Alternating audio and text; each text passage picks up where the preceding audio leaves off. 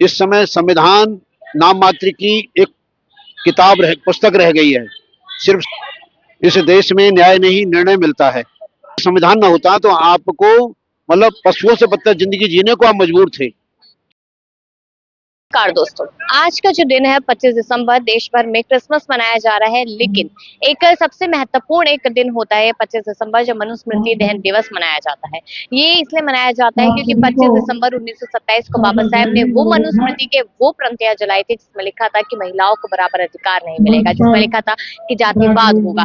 ये सारी चीजों को खत्म करने के लिए मनुस्मृति का दहन किया गया और आज की वो तारीख थी। तो इसी तारीख को मनाने के लिए बहुत महोत्सव रखा गया है। पीछे मैं दिखाना चाहूंगी कि तमाम लोग, मतलब मान लीजिए कि हजारों की भीड़ में यहाँ पर लोग पहुंचे हुए हैं ये बताने के लिए कि आज का दिन किस तरीके से हर एक शख्स के लिए बहुत ज्यादा जरूरी है। दूसरी तरफ मैं दिखाना चाहूँ तो यहाँ पर कुछ पोस्टर्स भी लगे हुए हैं जिनमें आप देखिए कि धम्म क्या है, क्योंकि हमेशा से लोगों में धर्म और धम्म को लेकर एक कंफ्यूजन रहती है। तो धम्म में लिखा है कि जीवन की पवित्रता बनाए रखना ही धम्म है, जीवन में पूर्णता प्राप्त करना ही धम्म है, निबोध प्राप्त करना ही धम्म है, यह मानना कि सभी संस्कार अनित्य है यही धम्म है, सदाचरण ही धम्म है, ये सारी चीजें हैं। दूसरी तरफ यहाँ पर कुछ लिखा है कि सम्यक दृष्टि का पहला स्थान क्यों है।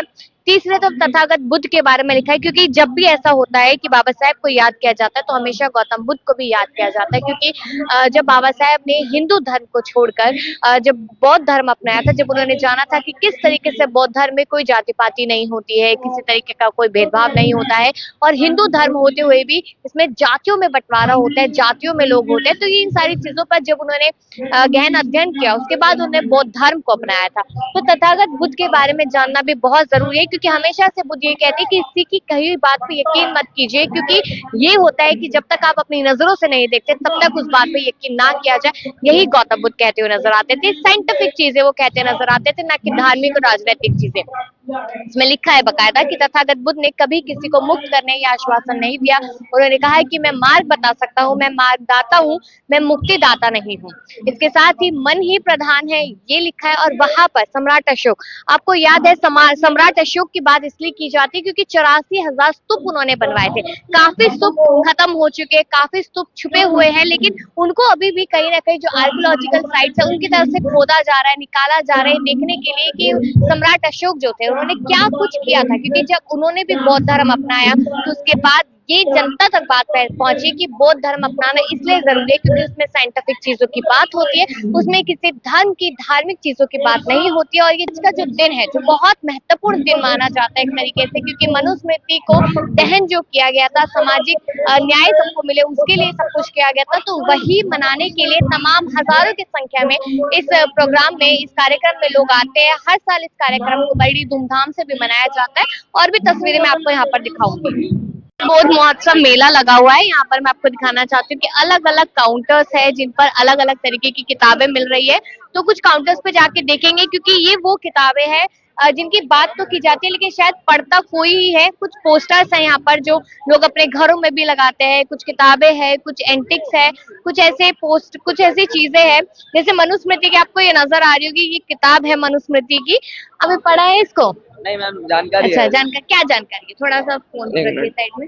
मैम, महिलाओं की जानकारी है। जैसे महिलाओं को पहले बाहर निकलने की आजादी नहीं थी बिल्कुल भी, उसके बारे में इसमें साफ साफ लिखा कि महिलाओं को मारो, शूद्र अगर कुछ भी जैसे ब्राह्मणों का कोई कार्य कर रहा है उसको मारो, तो इसलिए चलाया गया था इसे। अच्छा, बाबा साहेब के बारे में कितना जानते हैं? मैम, बाबा साहब के बारे में अभी ज्यादा नहीं जानते, क्योंकि अभी मैं खुद अपनी पढ़ाई कर रहा हूँ। क्या कौन सी क्लास में? मैम, अभी कक्षा 11वीं में हूँ। अच्छा, 11वीं में है। लेकिन चलिए, यहाँ पर बहुत सारी किताबें हैं जो शायद पढ़ना बेहद ज्यादा जरूरी है, जैसे भगवान बुद्ध ने क्या शिक्षा दी थी, और यहाँ पर ये गुलामगिरी क्या होती है, धर्मांतरण की बात है। तो ये सब वो किताबें हैं जो किसी न किसी के द्वारा लिखी गई है, एक एक्सपीरियंस के साथ, एक अनुभव के साथ ये किताबें लिखी हुई है। और शायद अगर इनको पढ़ेंगे तो नई नई जानकारियां यहाँ पर जानने को मिलेगी। किताबें हैं, बहुत सारे एंटिक्स है, और आगे जितना हम बढ़ते जाएंगे तो हर किसी के पास यही सारी किताबें कि गौतम बुद्ध ने क्या शिक्षा दी थी, बाबा साहेब के बारे में पढ़ना क्यों ज्यादा जरूरी है, और मनुस्मृति क्यों जलाई गई थी, मनुस्मृति से कितना नुकसान हो सकता है। लेकिन अगर आज की सिचुएशन की बात की जाए तो लोगों को कहीं ना कहीं डर है कि क्या हमारा संविधान बचेगा, क्या संविधान को खतरा है, क्या संविधान को खत्म कर दिया जाएगा, ये सवाल आज लोग कर रहे हैं। लेकिन यहाँ पर कितनी ज्यादा जरूरत है संविधान की, ये बात हम लोग अच्छे से जानते हैं, क्योंकि संविधान में वो हक और अधिकार की बात की गई है जो हर एक शख्स के लिए, जो देश में है 140 करोड़ जनसंख्या जो है उसके लिए कितना ज्यादा जरूरी है। और इसके साथ साथ ही कुछ ऐसे लोग हैं जो भ्रामक चीजें फैलाने में लगे हुए हैं, जिनका कहना यह है कि बाबा साहब ने नहीं लिखा था, या फिर अगर लिखा है तो कॉपी पेस्ट किया है, वो अंग्रेजों के चाटुकार थे, ना जाने अलग अलग तरीके की भ्रांतियां यहाँ पर फैलाने की कोशिश की जा रही है। लेकिन हकीकत आपको इन किताबों से मिलेगी, हकीकत आप खुद अगर उन चीजों को खोदोगे, जानोगे, तब आपको मिलेगी। साथ बनते जी बोधी रतन है, तो इनसे आज के दिन की महत्वता जानते हैं। आज का दिन किस तरीके से महत्वपूर्ण है?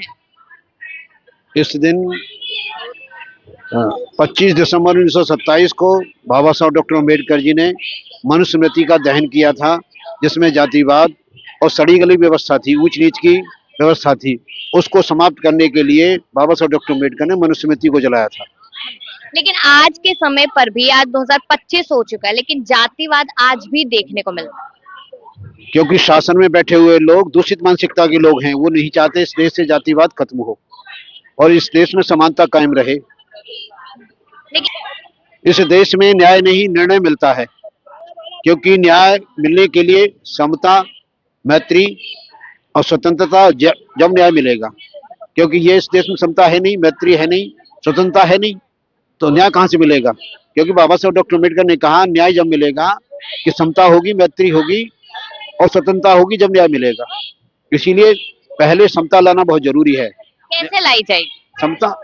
क्योंकि इस देश के सरकारी दस्तावेजों से जो जातिवाद के जो सरकारी कागजात हैं उनसे खत्म कर दिया जाए, सबको बराबर अधिकार दिया जाए, सबकी हिस्सेदारी बराबर तय की जाए। आज देश में संविधान है, संविधान में सारे आर्टिकल्स है, लेकिन उसके बावजूद भी कोई किसी चीज के लिए लड़ रहा है, कोई किसी चीज के लिए। तो बाबा साहब ने जो किया, जो संघर्ष किया, क्या वो लोग नहीं समझ पा रहे? नहीं, वो लोग समझते हैं, लेकिन इस समय उनके हालात बद से बदतर हैं। इस समय उनके हालात बद से बदतर हैं। जो जिन लोगों के हाथ में ताकत है, सामाजिक ताकत है, धार्मिक ताकत है, राजनीतिक ताकत है, वो लोग मतलब अपनी एकाधिकार बनाए रखने के लिए उस व्यवस्था को, सदियों पुरानी व्यवस्था को कायम रखना चाहते हैं। तो क्या वो जो ताकतों की आप बात करें, क्या वो ताकतें संविधान पर, जो हमारे देश की नींव है एक तरीके से, उस पर भारी पड़ जाएगी? हाँ, इस समय संविधान नाम मात्र की एक किताब पुस्तक रह गई है। सिर्फ संविधान एक तरफ रहता है और उनका अपना तरीका चलता है, अपने तरीके से काम करते हैं वो लोग अपने। अगर लोगों को ये कैसे समझाया जाए कि जो मनुस्मृति थी वो कितनी खतरनाक थी पूरे समाज के लिए, अगर वैसा कुछ होता है तो वापस से वो खतरनाक स्थिति पैदा होती है? हाँ, वो इस बात इसीलिए नहीं मानेंगे क्योंकि उनका झूठा अहंकार, बड़प्पन का, अपनी सुप्रीमेसी उनकी खत्म होती है उससे। उनकी जो सुप्रीमेसी है झूठी है, इसीलिए वो नहीं चाहते कि संविधान के तहत काम किया जाए।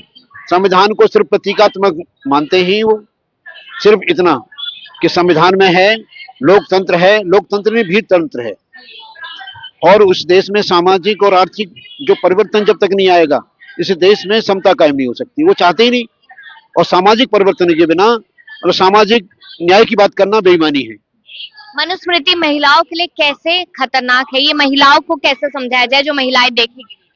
महिलाओं को जगह जगह सेमिनार किया जाए, गली मोहल्ले पर नुक्कड़ सभाएं की जाए और उनको बताया जाए इस देश के संविधान के माध्यम से ही आपको पढ़ने लिखने का अधिकार, आपको अपना चहुमुखी विकास करने का अधिकार मिला है संविधान के तहत। और अगर संविधान ना होता तो आपको मतलब पशुओं से बदतर जिंदगी जीने को आप मजबूर थे। आपको इस देश में कोई अधिकार नहीं था, जीने का भी अधिकार नहीं था।